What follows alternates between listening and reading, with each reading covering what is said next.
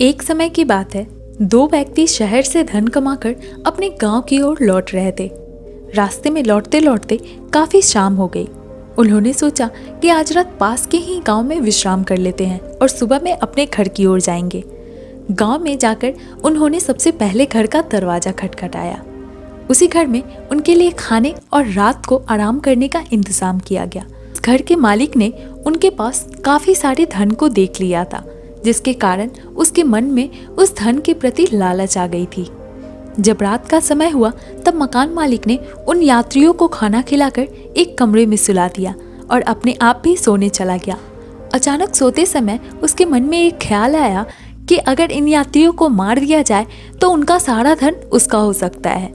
उसने कुछ आदमियों को बुलवाया और कहा कि मेरे बेटे के कमरे में 2 यात्री सो रहे हैं, उन्हें मारकर ठिकाने लगा दो। इसके बदले में मैं तुम्हें बहुत सारा पैसा दूंगा। वह लोग भी काफी लालची थे, जिस वजह से वो लोग मालिक की बात मानने के लिए तैयार हो गए।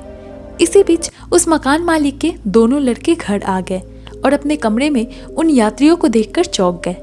उन यात्रियों से सब कुछ जानने के बाद उसके बेटे ने उन यात्रियों को गेस्ट रूम में सुला दिया और अपने आप उसी कमरे में उन यात्रियों के स्थान पर सो गए।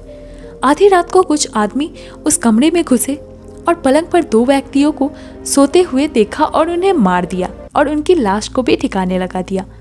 जब सुबह हुई तो वह दोनों यात्री मकान मालिक के पास पहुंचे और वहां से चलने के लिए विदाई ली। उनके चले जाने के बाद मकान मालिक यह सोचने लगा कि अगर वे लोग जिंदा हैं तो रात में उन लोगों ने किसे मारा। पता करने पर उसे पता चलता है कि रात में वे लोग उसके बेटे को ही मार देते हैं। तो दोस्तों, इस कहानी से हमें यह सीख मिलती है कि जो इंसान जैसा कर्म करता है उसे वैसा ही फल मिलता है। अगर हम किसी का बुरा सोचते हैं तो उसका बुरा हो या ना हो यह नहीं पता, लेकिन बुरा सोचने वाले का बुरा ज़रूर हो जाता है। कहानी अगर पसंद आई हो तो प्लीज़ इस वीडियो को लाइक करें और इस चैनल को सब्सक्राइब करें। धन्यवाद।